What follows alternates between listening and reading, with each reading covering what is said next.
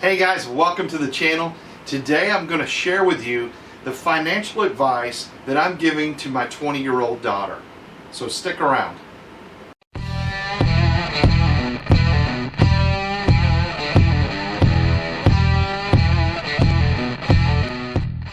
If you enjoy watching these videos and want to help us make more, please do us a favor and hit the like button, subscribe to our channel, and press that bell for notification. With that being said, let's get started.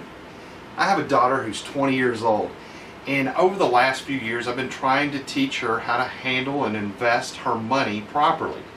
I'm proud of the fact that she's been working and had a job since she's 15 years old. She has a bank account, she has an investment account that she actually adds monthly investments to. Now a sophomore in college, she's receiving credit card offers almost daily, and I don't want to see her fall victim to the temptation of easy debt. Finances can be a difficult minefield to navigate as a young adult, and I don't want to see her make the same mistakes I made. I began to think about what I was taught, what I learned on my own, and what I wish I knew when I was 20 years old. And here's the advice I gave my daughter. Number one, create a budget and stick to it. Using a budget helps you determine how you're going to spend your money each month. When you use a budget, you're less likely to fall into the trap of impulse buying and overspending. If you don't have it allocated in your budget, then you don't spend the money. Number two, save. You should build an emergency fund of at least 10% of your annual income. Now, building an emergency fund allows you to build a safety net that keeps you from derailing your budget if you were to have an unexpected expense like a car repair or just any other emergency that might pop up. Number three, invest. Start investing early. The earlier the better. Time is your friend when it comes to long-term investing. And you should try to invest about 10% of your annual income, if at all possible, in growth stock mutual funds at this age, because you're able to handle a little more risk, and that increased return is going to help you out in the long run. Also, you want to participate in any 401k plans or retirement plans that your companies offer, especially if there is a match involved. If they match 1, 2, 3%, you should always take the maximum percentage, because whatever that is, it's a dollar for dollar match usually, is going to be free money. So if they have a 3% match, then you need to take 3% of your money and at least put it in that 401k or whatever, because that free money will add up quickly. It's basically just doubling your investment. If you'd like more information about investing and the power of compound interest and why it's important to start early, check out this video here, and I'll also put a link in the description. Number four, give. Give at least 10% of your income away. It's a good habit to develop, especially at an early age. Personally, I believe my faith tells me that we should give, and I believe whether it's to the church or to another charity, it's good to give. Number five, live on less than you make. You know, this seems simple, but it's much harder to do than you think. I have trouble with it now, so I know as a young adult it's difficult to do, but it's a good habit to follow your budget and spend less than you make. If you do this, you're going to be much less stressed, and you're going to do much better financially. And in fact, you have much better chance of creating wealth over time. Number six is to avoid consumer debt. Many people fall into the trap of credit cards, using the credit cards every day for travel and clothing, food, drinks, gas, whatever. They get in debt very quickly and they overspend because it's so easy to do with a credit card. And it's much easier to do than when you're using real cash, because it's easy to lose track of how much you've spent. So that's one thing that you want to avoid, is getting into debt too deeply with credit cards. Another type of debt you want to avoid is consumer loan debts. And this is debts for things like cars, boats, motorcycles, ATVs, RVs, whatever. Those are all depreciating assets, and they're things that you really don't want to be tied up into a long-term loan with. And I know as a young adult, I had jet skis, motorcycles, you name it, I had it, and I had loans tied to them. And it was just a bad decision. So don't buy depreciating assets with these consumer loans. Number 7, pay cash for a vehicle. Purchasing a vehicle is probably the second largest purchase you're ever going to make next to your home.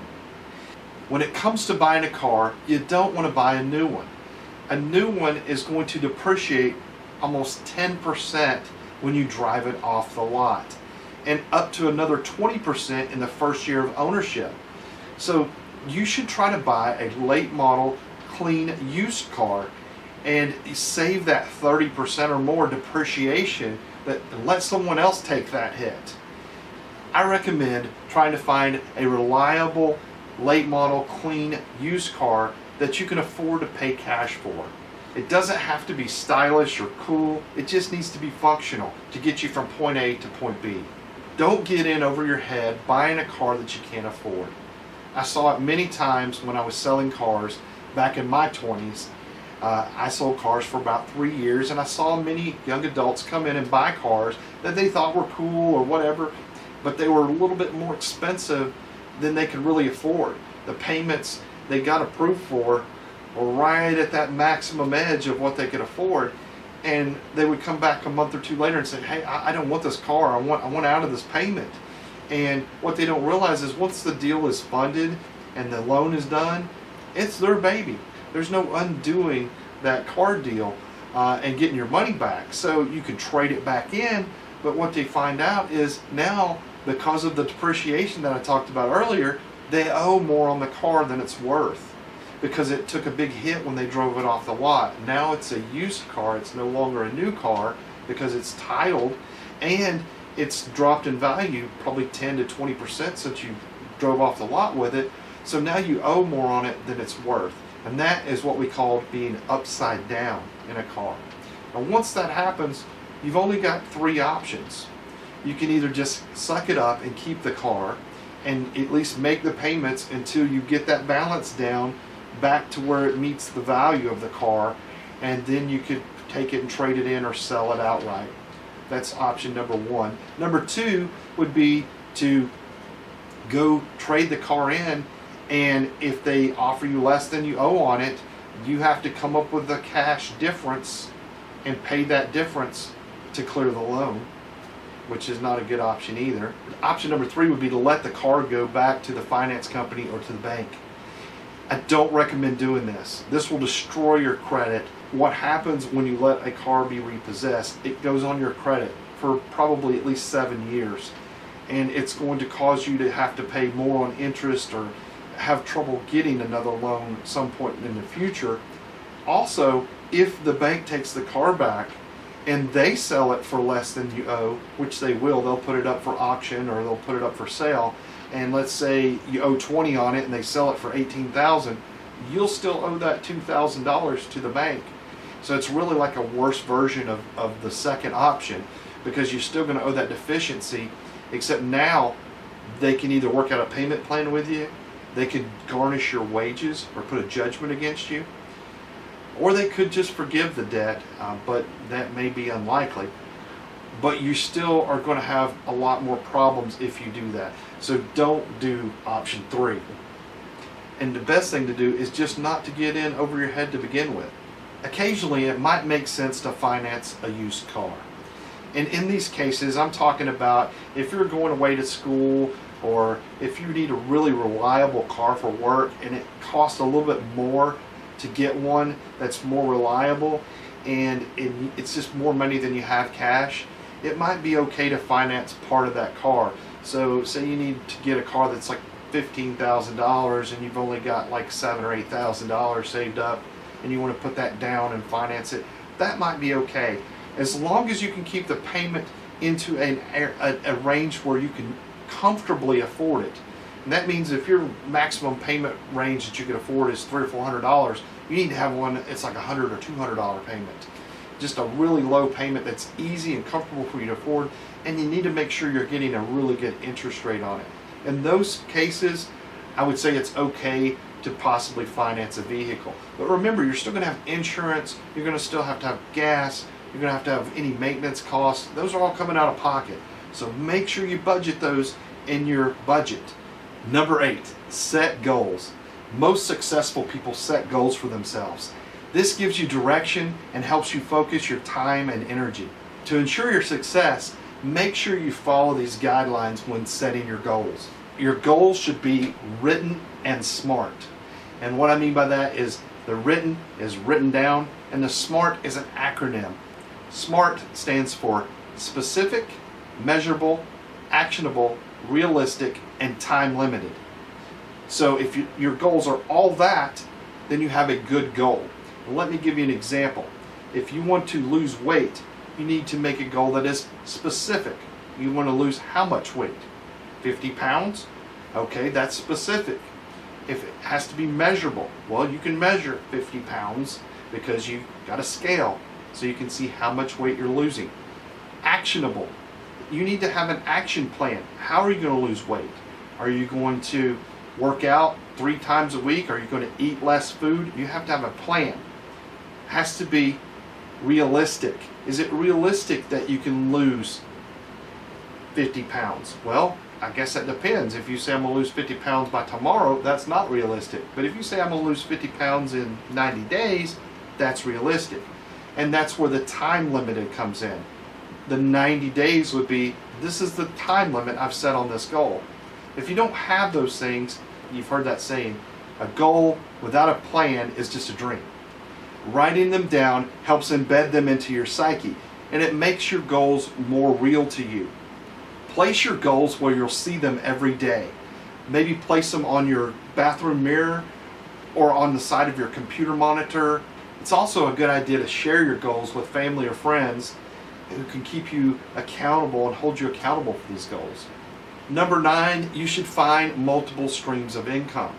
Nowadays, with the internet and all the things that we have available to us, you should be able to easily find multiple ways to make money. So even if you've got a job, you should find something that you like to do on the side and kind of create a side hustle where you can make some extra money and have another stream of income.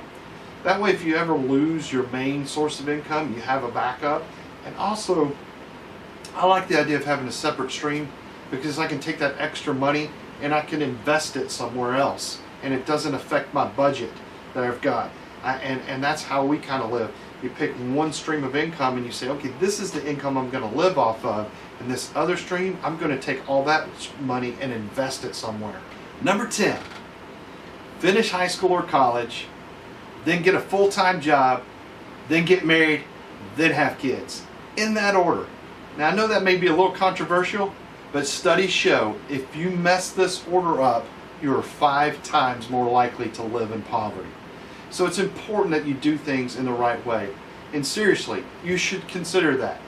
Finish high school or college, get a full-time job, then get married, then have kids. Your life will turn out much better. Take this advice.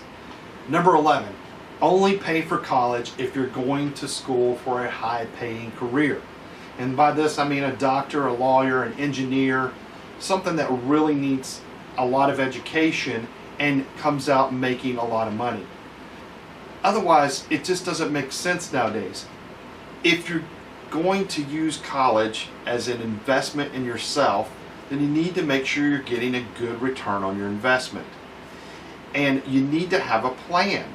College is outrageously expensive nowadays, and spending an exorbitant amount of money on a liberal arts degree doesn't make a lot of sense. By choosing a career in a high-paying field, you're ensuring a good return on your educational investment. I personally feel that college is not necessarily for everyone. And if you feel like it's not your thing, then you should look into maybe a trade school or an apprenticeship program, maybe in a field like plumbing, electrical, HVAC, welding, etc. These fields usually offer high-paying jobs and they're in high demand. And it's usually less time in school or in training, and you're making money if you're in an apprentice program while you're learning. So there's a lot of benefits to that. In fact, my brother-in-law, he actually went to trade school to become a machinist, and he has done very well for himself, and he has a good paying job now. And my father-in-law worked for General Motors for 35 years, started out as an apprentice there, became a tool and die maker, and had a very good job and career there. So not everyone has to go to college to make a good living. I know many millionaires who never went to college or even finished high school in some cases. Number 12 is avoid student loans. Use scholarships, grants, and even work to pay for your schooling. I personally paid my way through college. It wasn't easy, but it can be done. I actually worked 20 or 30, 40 hours a week while taking a full load in college, and I was able to pay my way through. Nowadays, here in Tennessee where I live, you can go the first 2 years of college for free if you go to one of the public community colleges. It's part of the lottery scholarship program. It's definitely worth spending a little extra time and effort seeking out financial aid and assistance, such as scholarship programs, grants, work studies. All these things can help you avoid having to take out student loans. Student loans should be your absolute last resort for funding your college education. This year, in 2021, we hit a record high of $1.57 trillion in student loan debt here in the United States. That is one statistic you do not want to be part of. I know many young people today are looking towards the government to solve the problem of high tuition and student loan debt by offering free college and student loan forgiveness. I don't know how or if this will ever happen, but I would not count on it. I personally would definitely make a plan where I could pay for my own education without student loan fundings. I did a video on how you can use real estate to pay for college, and I'll put a link up here, and I'll put a link in the description as well. So there you have the advice I would give a 20-year-old on how to handle their finances. Thanks for watching. If you enjoyed this video, please press the like button. And if you'd like to see more, subscribe to our channel. Don't forget to hit the bell for notifications so you know when we release new videos. And if you'd like more information on real estate investing, go to retirerichwithrealestate.com. Until next time, I'm Paul Price, teaching you how to retire rich with real estate.